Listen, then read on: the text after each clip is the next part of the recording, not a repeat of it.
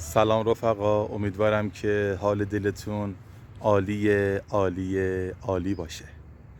چند روز پیش با یکی هم صحبت شدم که مردم شهر فکر میکنن که این نفر دیوانه است یا کلا مثلا تعطیل کم داره.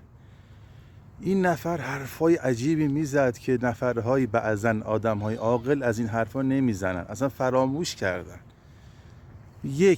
سه تا نکته یاد گرفتم. اولین نکته که یاد گرفتم ازش این بود که میگفت اونی که مرد با خودش چی برد؟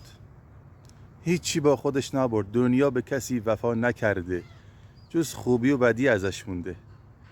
دومین چیزی که بهم گفت و یاد گرفتم ازش، چرا حیوونا رو میزنی؟ مردم چرا حیوونا رو میزنن؟ آهش آدمو میگیره، اونا هم مثل ما آدمن.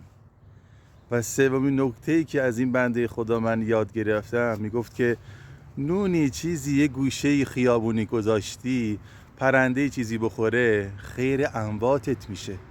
عجب حرف سنگینی، حرفی بزرگی زد که ما آدم‌هایی که ادعای روشن فکری داریم، ببخشید و بعضا خودمون رو عقل کل میدونیم، اصلا فراموش کردیم که دنیا وفا نداره.